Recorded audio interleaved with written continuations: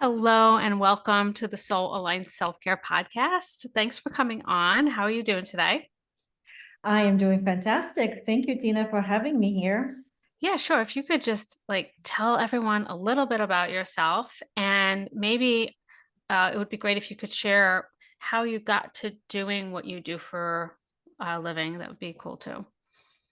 Well, first of all, I love the name of your podcast, Soul Aligned, because the word soul or the concept of soul was not a part of my vocabulary for many years, just Mm-hmm. to my own upbringing. So I was born in Russia, Mm-hmm. and like spirituality or religion wasn't quite there when I Yeah. was growing up. So, and also because the style of life was demanding different actions and more like practicality and mind and fighting for survival and all of that stuff. So, my development and journey to soul, which also one of the parts of my podcast name, which is soulful and ambitious, Mm-hmm. and I guess these are the two that I am reflecting, and these are the two opposites, a parts of my story.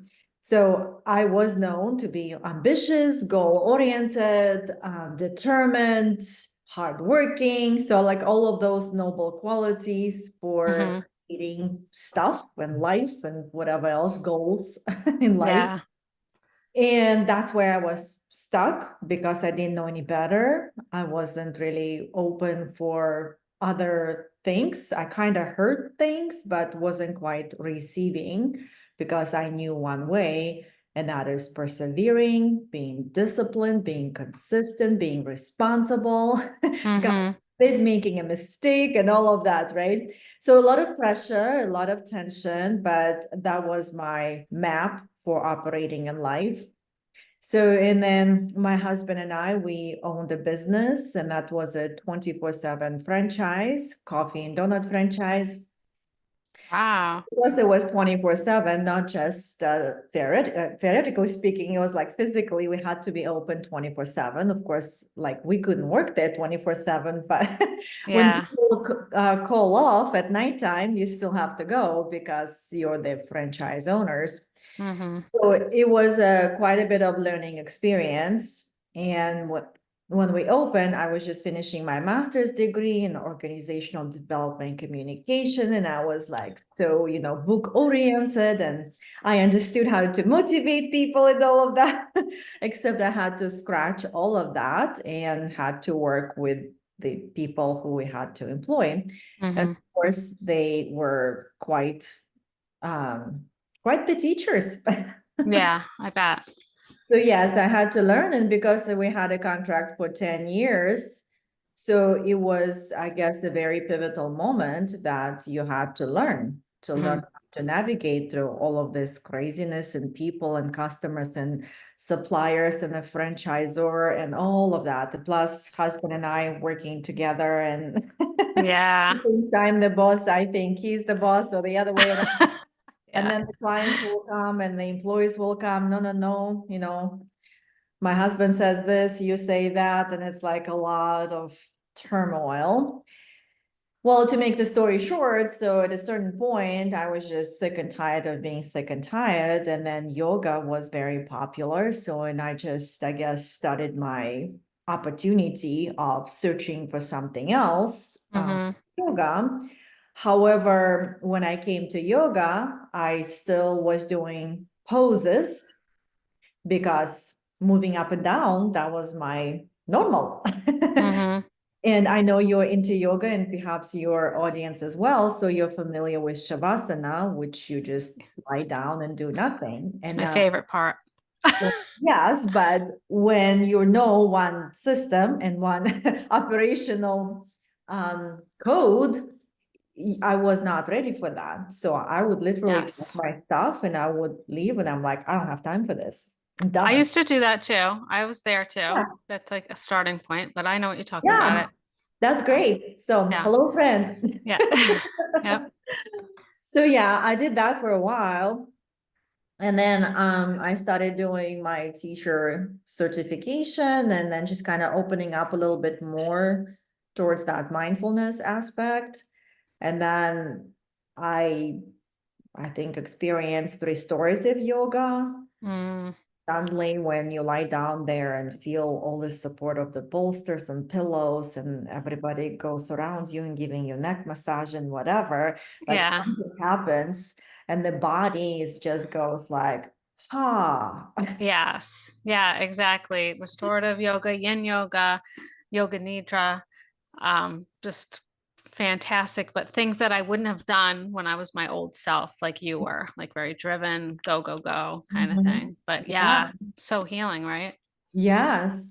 Well, I wonder what your story is of transitioning towards Shavasana and actually liking it. Yeah. Well, it was very, very gradual and not very noticeable, but once I started healing from, I think you probably know I had a stroke. Did I tell you that? I think I told you that. I So, had a yeah. stroke caused by stress. And so just trying to learn all these different modalities to help me keep my to heal my nervous system and to keep my stress and anxiety levels lower, my cortisol levels lower. And so just gradually, doing shavasana, just trying to really focus on just being still and being present, which, coming from where I was, my skin would crawl at first, like to try to sit still, the same, but slowly but and surely now I'm like, can we just do shavasana today? Because I'm tired, So it's like, so it's like it was very, I would say years it took me to like shift to that. And now I know it's equally as important to be able to rest the body as it is to push the body. But you have to have those moments of rest. And I learned that not from yoga. I learned that from running and training for like Mm. half marathons and marathons, because if you don't let the body rest, you actually weaken your system. You're not going to be a strong runner. So that's where I learned that lesson from. But that's how I did. What about you? Yeah, that's interesting. So, and started, I started to study body and biomechanics of body and all of that. So, and that was a fascinating experience because when you study about the body, you suddenly notice and realize like it's not just mind.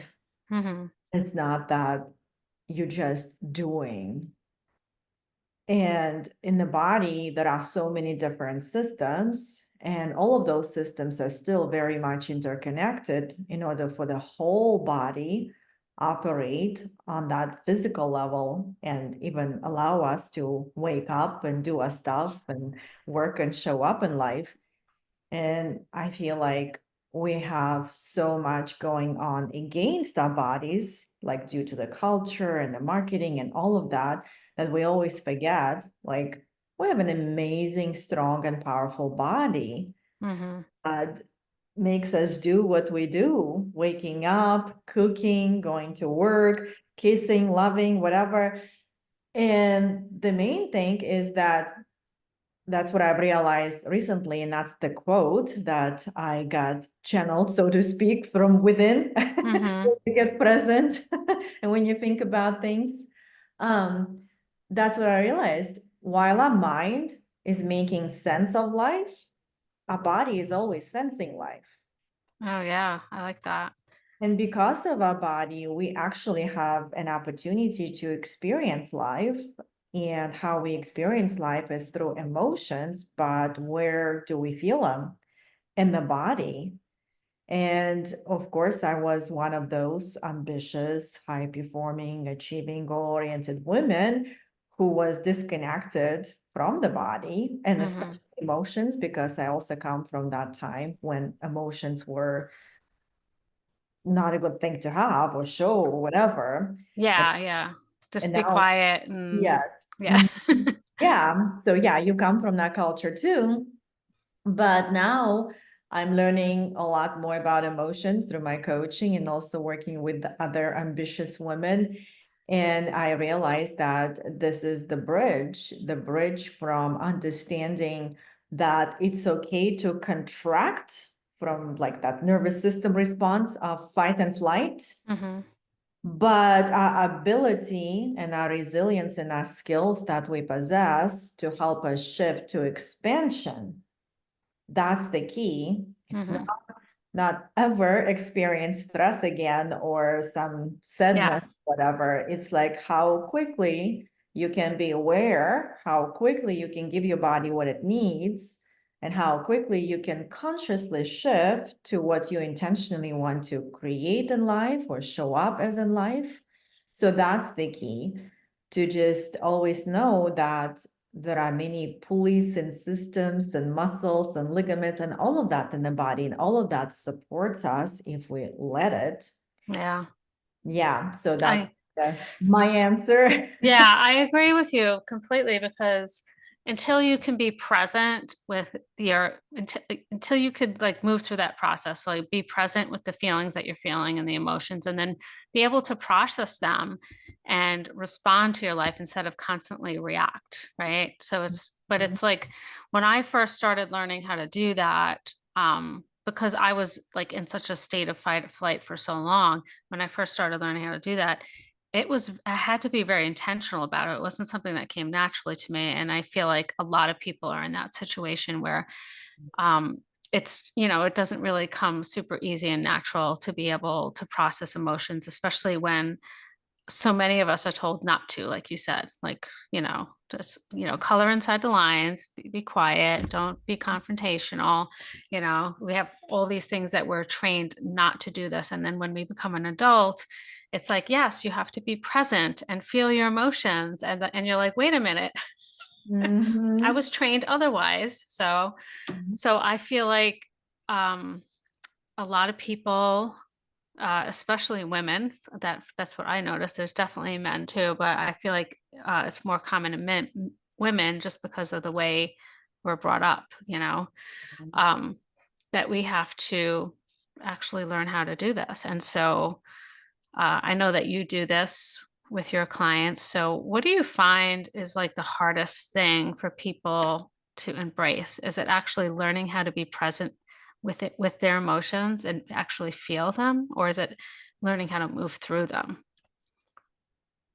Well, I'd say it's both, and there are Mm-hmm. also two main categories, but I feel like I work primarily with a category of past version of me, Mm-hmm. is when you're in the mind. And then this question come like, how do you feel? Mm-hmm. Good. Yeah. So, and I start noticing just how women answer this question, which is like my $1 million question. How do you feel today? Mm-hmm. And that always comes up good. So depending on where we are in our relationship, essentially I start educating them that good is not an emotion. Yeah. And if you cannot answer this question in any other way, that just only tells me that you don't have that emotional vocabulary to even express in words of how you feel, which also tells me that you're most likely disconnected with your body, because every time I ask you that question, you tell me good. Mm-hmm. So, and depending on where they are at a certain point of our coaching relationship, so I start allowing them to just give themselves permission to feel the frequency of the words and the stories, because they're in the head and they can be there and it keeps looping, looping, looping, looping. And then when it's looping, they get stuck. Mm-hmm.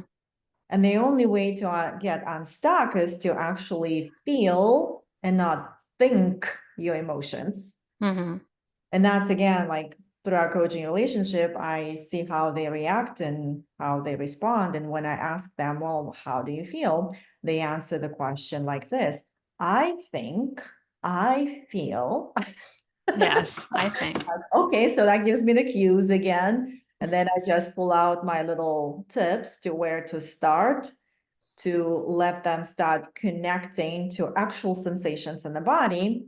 So, which I like to distinguish that there is feelings and there is emotions. And emotions are more or less connected to our own interpretations and stories and all that past. That's why we Mm-hmm. have certain emotions. And feelings is just physical sensations in the body. And those physical sensations in the body, they don't, like, the body doesn't lie. That's what I always say. Like, the body doesn't lie. So if Mhm. you're not open to receive the truth, you're going to disconnect and you're going to stay in the body because you don't have quite like a level of trust within Mhm. yourself to trust your body. So, which is another level of it. So that's why when we start just simply noticing physical sensations without meaning that they're emotions or whatever, just like describe to me, like, how do you feel it? If I am a person who doesn't understand what sadness means or happiness or whatever, Mhm. to me how it feels in your body. And usually we have like two levels. It's some sort of a language of contraction, like it might be tension, heavy, tightness, whatever. And that is another level, which is whatever the words you can find, expansion or open. Mhm.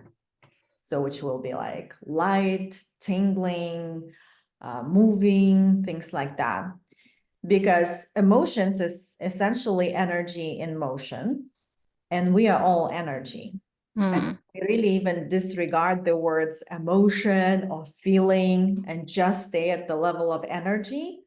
Like, what's your frequency like? What is it like to be you? Can you describe that without telling me emotions or stories?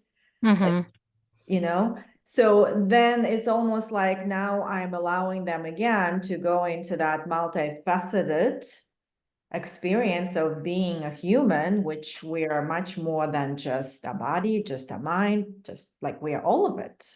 We are mind, body, and soul. We are Mhm. past, present, and future, but essentially we are only present because it's only our mind lives in the present and the future or past, but our body is always present. Mhm. So that's why when we come to the body, we are always in the present. And for my clients, when I ask them, how do you actually want to feel? Because they're so disconnected, they're always in that future and they're chasing that goal and whatever, and they're never satisfied, never good enough, da, da, da. So I'm like, well, tell me, but how do you want to feel? And the most answer that I hear is, I just want to feel present. Well, then you need to connect to the body. Mhm. The way to be present. Yeah. No other way that I know Yeah. as you can be present. And when you're present, that's when you start feeling like, oh, this is how it feels. Well, but you just tell me like you're chasing this goal and you're doing all these actions, but when you drop into the body, you actually feel tight and tense and constricted and heavy and all of that. Well, then there is something that there is a disconnect, there is misalignment. So Yeah. what we need to bring out, what is not working, what that story you've been telling yourself is just not your truth. Mhm. And then through coaching, I help them get to that truth. And sometimes it might be a tough truth, but when they go there through tears and release it and all that process happens, they actually create space.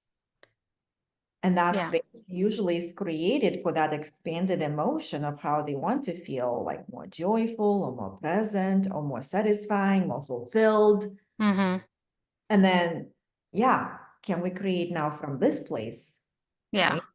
Right. So, I feel mhm, like I feel like when once you can start to really connect to your body, and be in the present, that there's so much guidance. There's so much like intuitive guidance, mhm, and I would say that most of the time I could really tune into that, but there are times where I have to like be more intentional about it when I'm like anxious or stressed or something like that. And like you said, you're always going to have that in your life. And it's about learning how to respond to that and learning what works for you.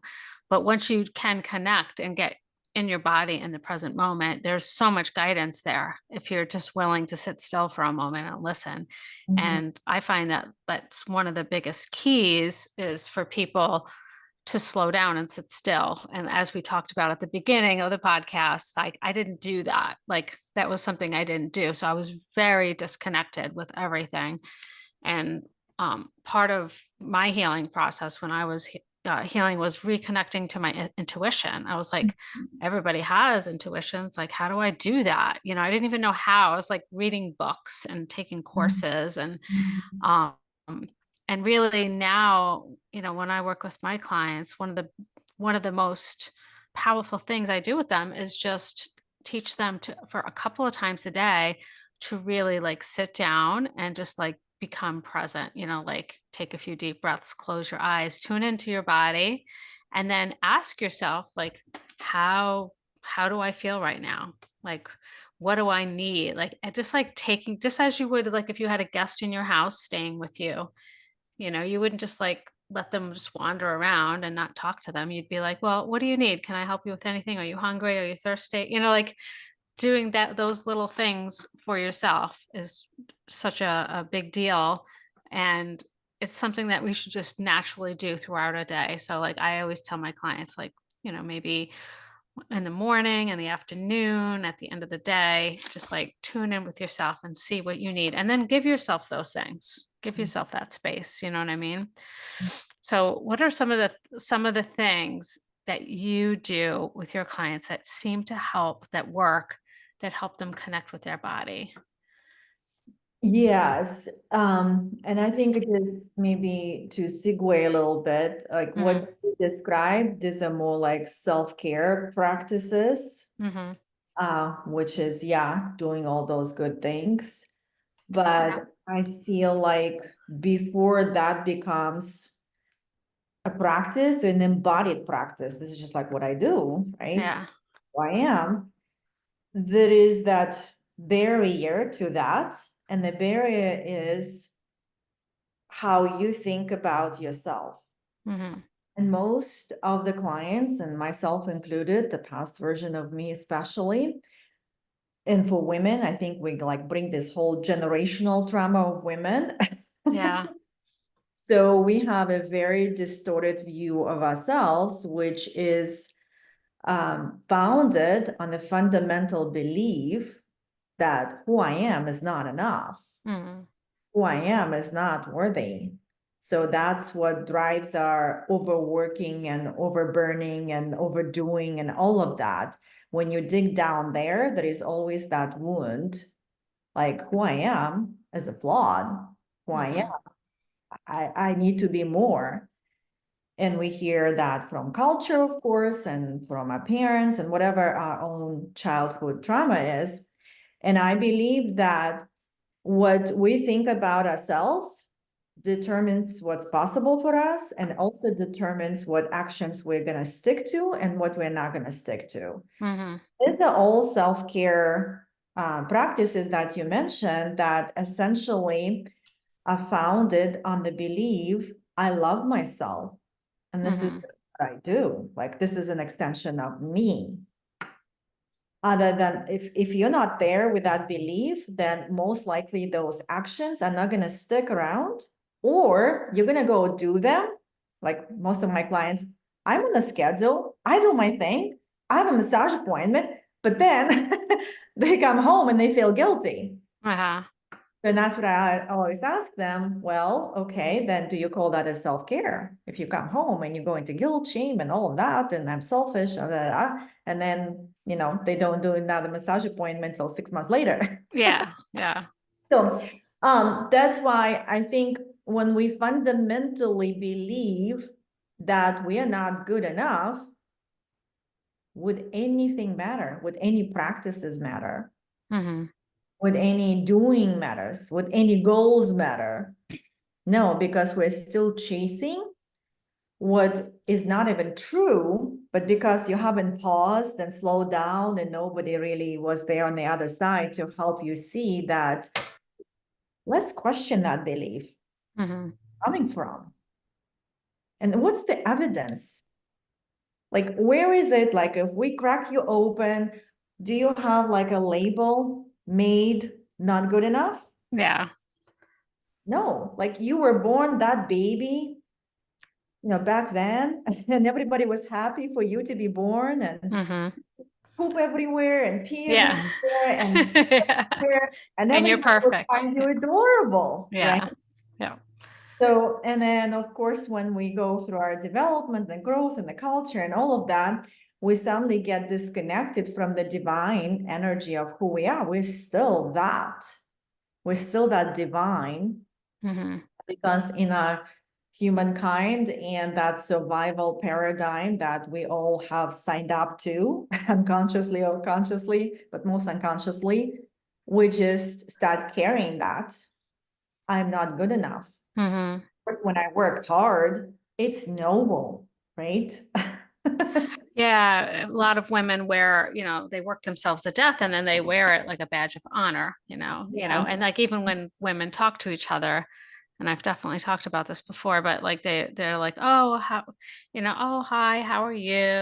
Oh, I'm so busy because I'm Yeah. doing this and I'm doing this. And sometimes you like listen to them and you get tired just listening to them because you're like, oh my gosh, like Yeah. when do you relax? And yeah, and it's about trying to constantly prove that you're worthy of whatever it is you're looking for, acceptance, love, whatever it is, and I don't know how you feel, but I feel that this is just programmed into us starting from a young age where we're taught that we're not enough, not on purpose, Yeah.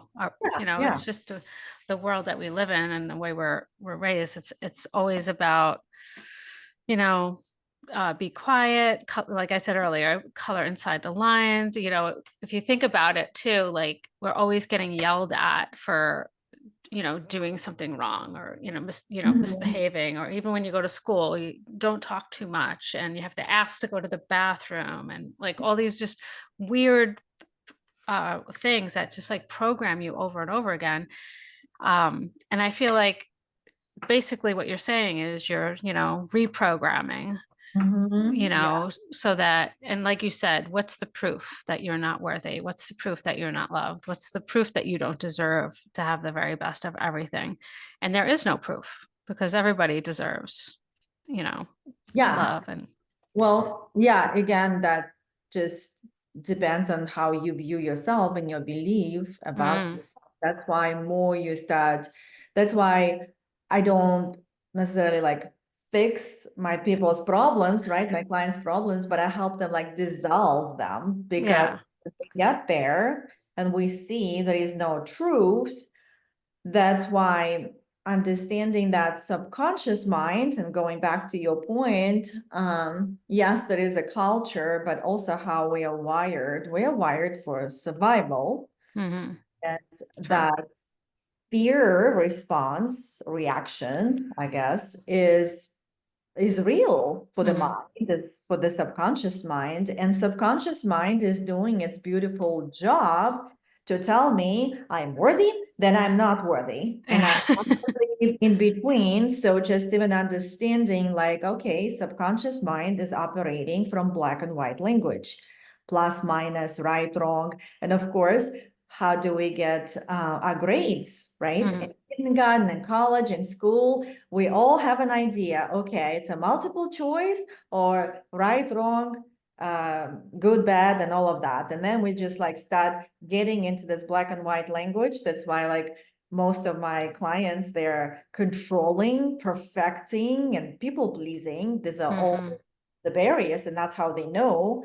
And as soon as we start deviating towards a little bit more of that abundant view, and now you have to take responsibility, respond, right? For taking your own view or your own way to get somewhere or your own decision, what you're going to eat today or not to eat today, not because it's bad or good or right or wrong or healthy, unhealthy, and all of that. But it's like what I actually like, Hmm. right? So then we're coming to that again, wholeness.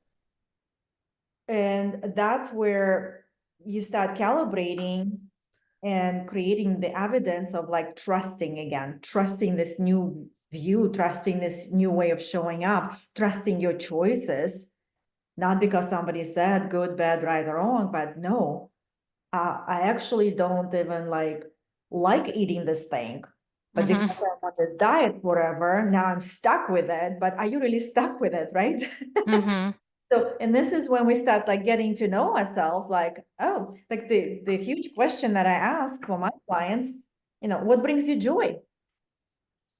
So I have this whole like joy journal, and I have them do it for at least a month. Just start asking one simple question a day and give yourself one simple answer. We're not going to like, going on the beach every day. Like, Yeah. what do I like to eat? Yeah. What do I want to do? Who do I want to talk to? Like, what brings me joy? And Hmm. then when they start really being intentional and then come back and we share their answers or their revelations, they get very surprised. Like, what they're actually after is not even joyful. Hmm. Yeah. Like, Joy is yeah. something different. Yeah. Yes. Yeah. I do the same thing with my clients, actually. We have I call it the 100 list, but Mm. it's like 100 things that bring you joy. And it should be like very simple things on there that could be done, like, like things like, uh, for me, like having a cup of coffee in the morning while I watch the sunrise with my dog, like something simple like that. What are the things that really make me happy, like truly happy? And just like making lists and then like trying to do at least one of those things every single day, and really I always say and I usually get like a gasp when I say this, but it's like, yeah, really your whole day should be like that. Your whole day should be joy. That's what we're here for. We're here to enjoy our lives, and I'm not saying that bad things don't happen and we don't have stresses and anxiety, but the goal should be that most of the things I spend my time doing intentionally should bring me joy. And so it's about slowly shifting over to that so that most of your time is spent doing those wonderful things. And I think a lot of people come to the realization when they start doing that the the goals and the dreams that they're following aren't really their own goals and dreams. Either they're just like some kind of societal expectation, or sometimes a lot of times family expectations, partner expectations, just like even like peer pressure of your friends, like pursuing something that you're passionate about, but your friends or your family or your partner don't know anything about that side of you. Having to share that for the first time because it brings you so much joy could be so scary, because as human beings, we just always want to be accepted, and we, into our clan and our place in society. So sharing those parts of ourselves that we're always afraid to share um, can be quite scary, but I can be very freeing and also very surprising sometimes when you start to share the true person that you who you are, because a lot of times other people are also hiding those parts of themselves. And so yeah, I think that it's very interesting, the transformation that you can go through once you really start paying attention to how things actually really make you feel and what you really like to do. um, Another pressure I think that's put on, all people really, is that in order to be considered successful, or and I do that, I'm using like little quotation Mhm. marks, because there is like this societal expectation to success. And so I try to teach people, you create your own success. It doesn't matter what anybody else views as success, because that's not your success. You have to create your own success. And if your own success is raising your kids and having a wonderful flower garden outside, and that's all you want to do, and that's all that makes you happy, then that's what you should do. Like, you don't have to save the world, or, resolve world hunger, or, do something, just this big, huge thing. You have to just focus on what really puts you in that state of flow and brings you that happiness, that true happiness. And it could be something very simple, and it could be something that you're already doing, but you haven't completely accepted that as your purpose, or whatever you want to call it, if that makes Mhm. sense. So Yeah. Yeah, I think it makes sense. Yeah. So if we talk about, yeah, that striving for success and state of flow, doing something to get that happiness, and how I see it from where I am right now, and going back to the multi-dimensionality of our experience, which I believe that we are always, and first and foremost, we are the spiritual being. So that's why that energy, the spirit, is always there. Mhm. And we are human, Yeah. human experience. And so mind and body, basically, right? So spirit, mind, and body. So, and then again, when I look at myself from this perspective, then I am never alone. I'm always plugged in to source, the higher energy, whatever you want to call it, the nature, I like to call Mhm. it. And I teach quite a bit about universal laws, because when we start understanding how nature is governed by the divine, and it's perfect, Mhm. there is a lot we can learn about ourselves. So that's why one of the laws is called the law of resonance. Mhm. This basically again comes from the statement of I am. Mhm. I am is what we came here with, which is I am is consciousness. And when we put after that, that becomes what we create. So like if I'm saying I'm not good enough, then I need something outside of me to make me complete, aka make me feel happy or make me feel like I'm in flow, whatever. So, which we come from again, that fearful side of ourselves, the limited side, which, yeah, basically it's a point for evolution, because when we're limited, when we're disconnected, we're in lack, we're in need. And that means we have to do something to be something. Mhm. Or it might mean, if we bring the spirituality to it, this is your opportunity to accept and love yourself fully. And that unconditional love essentially is your point of freedom. Mhm. So that's where, like, bringing the language of love and understanding the love from the perspective of love has no agenda. So that's why if we're doing something in order to get something or to feel something, we have an agenda that only shows that I don't have a relationship with loving myself. So which means I'm not free, which means something outside of me, which has become that circumstantial power that I'm giving my personal power of who I am, because I already feel I'm not good enough. I am not good enough, not worthy, not deserving, blah, blah. So I am outside of me looking for it. But again, we start understanding that, oh, this is my human limited part. Going back to what you're saying, Mhm. yeah, why wouldn't I just ask that limited part? What do you need, honey? And usually that honey needs some validation, hugging, kissing, loving, some, good language. Again, like we can come to the body and feel that part of me. What just happened is that I exercised my love to that part of me. Instead Mhm. of shaming her, guilting her, and all of that, judging her, criticizing, pushing her away, avoiding her, building up all that energy waste and shortening my bandwidth for energy, because it takes a lot of energy to resist what's already there. Yeah. So that's why when I come and, love her, hug her, have a meeting with her, ask her what she wants, give her what she wants, that takes me a minute, 5 minutes, depends like what skills I'm using, how much I practice and all of that. It really does not take that long when you start really exercising the energy of love, which is all Yeah. healing, forgiving. So then I come to, again, spiritual being. And in my spiritual being, who I am is that energy of the divine and the reflection of the nature. I am already that, what I'm looking for, which essentially I am. I'm not lacking anything. I'm Mhm. already happiness. And when I am happy, I create happy conditions. It's when I am successful because I create more success. Yeah. It's like even law of attraction, right? So we know that whatever frequency I am frequenting, energy creating, right, around me, that's reality. The universe responds to my energy, Yeah.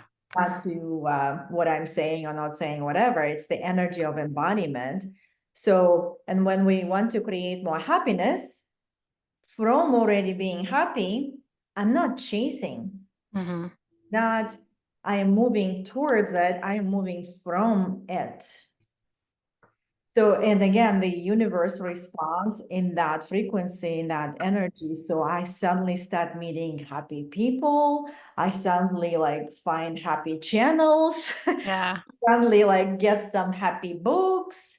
I get Mhm. happy messages. I go outside and I see happy things around me. And it's like everything is still the same, but inside of me, it's almost like I transformed the lens through which I see the world because I transformed myself from which I see myself, and now we're a match. Yeah. Which again, like happiness, it doesn't come and go. It's always there. Mhm. But my awareness of happiness, that's what comes and go. And Yeah. that's where that opportunity for lessons, evolution, or simply just loving yourself lies, because that's what's going to help you come back to that again, expansive space, reconnect with your divine. And then suddenly again, you're not alone. And when you're not alone, it feels amazing. It feels abundant. And now you're like, okay, let me go cook. Yeah. Let me go do something, because it's me in my personal power who causes happiness or happy conditions or happy people to come to my life or whatever, because I'm not lacking it. I am. Yeah. That's why I think like our job is not to do. Of course, like, you know, we need to create actions as long as they're aligned, right? Mhm. But our job is almost like reconnect to who we Yeah. are, and so to speak, like receive the gift. Yeah. Play with It's to be like you it. decide. I think Yeah. that a lot of people get really frustrated that I always say you have the choice. You always have the choice to be happy. And sometimes it's really hard to hear that because you've been so miserable for so long. But you really do have the choice. And it's hard to step into that sometimes. But once you choose, like you just like, okay, I'm going to choose to be happy. What makes me happy? What can I do to make, start to like really step into that? Exactly like you said it so well. As soon as you make that choice and you step into that happiness, everything around you is happiness. So I like the way you said you just changed the lens the way you see things. And it is that easy. Like it really is. It's just um, accepting that and then like really embracing it, I think can be really difficult for people sometimes, including myself. I remember when I was healing, like if someone would say that to me, like, it's your choice if you want to be happy. Okay, yeah, right, whatever. Yeah. Like Yeah. like nobody really wants to hear that when they've been miserable for a while. So it's like Yeah. it is hard to hear. But once you really like embrace that, just be open to it and like give it a shot. It really is there's a lot of truth behind that. Um, Yes. Well, if I may add something to that. sure. Um, because I was on the other side for many years. So I was raised in Russia. So, and things were super hard and difficult. And also it's a very much fatalistic country and culture. So I was pretty negative. And I mean, my first awareness of positivity came from Louise Hay teachings, but still I was just like you described, was very Hmm. physical, like, yeah, sure, love Yeah. myself. Yeah. So, right. And that's the thing. So the body carries that energy and that frequency. And when you do it over and over again, that's why when your system, entire system, and especially again, that body knows this frequency, this map, yes, it's very challenging because essentially I don't know what it feels like to be on the other side. Plus, when it happens, I'm not safe because Yeah. my body and the nervous system, they haven't developed the capacity and resiliency. So that's why there is that upper limit that I'm meeting, because also one of my big beliefs, and that's what I had to create capacity and resiliency to feel, and I still am working on that, like I'm not completely safe in this high emotions here, is that upper limit, right? So I had to expand it and I had to like titrate calibrate, yeah, there was those moments of awareness and intentional consciousness to like create the little pockets of safety, because there is still belief here like, oh, and just the shoe is gonna drop, or Oh no, yeah, it's a big because one. in Russia it was constant like there was a lot like, black cat crosses the road, Oh or yeah, don't look superstitions. at, yeah, superstitions, yes, so in that, like, one of my biggest revelations that I created, because I was that person, like the black cat crosses the road and I would be driving, and doesn't matter if I'm late for the appointment or whatever, I will take the whole block around Yeah.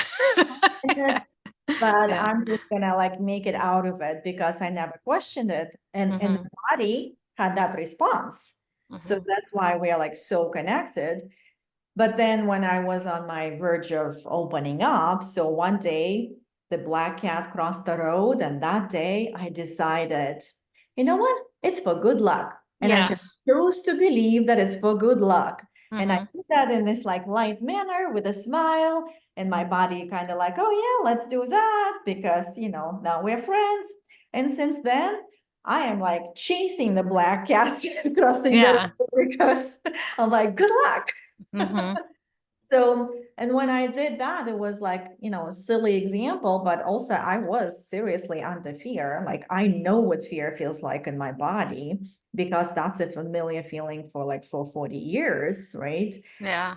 So that's why just going to the other side, there is a lot that needs to happen. And it always helps when somebody like you or I or whatever hold your hand and help you, just like, it's okay. Oh yeah. Coming to the body and just letting yourself feel what's there, which essentially, when you do feel what's there, it naturally goes to the next emotion. So you don't Hmm. even have to like choose consciously, but you can work both. Like they both work. Sometimes you have to like bring your mind and choose consciously and stop. And other times you just like, okay, I'm gonna sit with what's there. And just by doing so, you're not resisting it. Just like Hmm. nature, the nature does not resist rain. It's just there. It does not resist wind. It's just there. But because you don't resist, the wind stops, we're back to normal. Hmm. So that's kind of like my experience, in case that's helpful for your audience to know that it's quite normal and it takes. Yeah. Yeah. No, that was a really good example too with nature. I think that's kind of cool way to think about it. I like that. So, um, could you just tell everybody here how they can connect with you? Like, where do you hang out? Do you have a social media? I know you mentioned your podcast, so Mhm. I will put a link to that Soulful Ambition, right? Soulful and ambitious. Mhm. And Ambitious, I'm sorry. Yes. So we'll put a link to Soulful and Ambitious in the show notes. But where else do you hang out? Well, I hang out on Instagram, and that's Jules, like a precious stone spelling Jules, Hmm. JEWELS Hmm. underscore coaching. Okay. And then I do have just my personal Facebook account, which is Jules Lamm, Lamm. So I post there too. And I have Mm-hmm. a website. So, and currently I do have an offering that I do offer a session that I call it Mind and Body Connection. And Mm-hmm. really it's designed for those women who have a tendency to be in the mind and feel like they're trapped in their emotions of day-to-day operation. It's not like super trauma related. Mm-hmm. So, and I have this offering to help them come to the session and experience what it feels like to remove the barriers and be present for what is there. So I guide them through this powerful process of Mm-hmm. um, feeling and then recreating. So, which is essentially they come to their empowered state and feel unstuck. So that's why like I always tell them, don't do anything crazy after that, just try to relax. The Yeah. process is still keep going, and Mm-hmm. that's what usually next day Like my clients use Voxer messaging and they tell me, oh my God, I haven't felt like this for years. You're a Yeah. magician. I'm like, no, no, you created the magic. I was just there. Yeah. That's So, cool. and usually they describe something like, I feel like 20 pounds just fell off my body. I feel so light. I almost like fly through the day. Like, okay, well, hold on. Nice. Try to peace out a little bit here and there. S- I'm like, no, I have so much energy. And that's what happens because when we don't let the energy do what it's supposed to do, which is move or flow, what happens, maybe like perhaps in like your case, right? So the energy builds up, builds up, builds up, builds up, and it's still gonna find a way to get somewhere. And Mhm. as we already know through neuroscience and all of that, like emotions, because they actually have biological and hormonal reactions in the body, Mhm. they can lead to disease and whatever else, right? Yes. Yeah, that's The Body Keeps the Score, that book. Right. That's a yeah, Mhm. it's a good book Yeah. to read. So you call it a mind body connection. So it's like a Mhm. session. So Yeah. I could put a link for that in the Yeah. show notes. Thank you so much. Yeah. For Yeah. sharing the links and sharing the message. And I'm glad that we can talk and be on the same wave. Yes, yes. Yeah, it was wonderful chatting with you. I want to thank you for coming on and sharing your experiences and your wisdom with us. And I really appreciate it. I had a good time talking to you. Yes, thank you so much, Tina, for having me and helping me share the message. And yeah, because like I always say, I like to retire with women who think good about themselves and feel good about themselves. Absolutely. I agree. The world is a better place with women like that in it. Yes, for sure. Thank you. Thank you.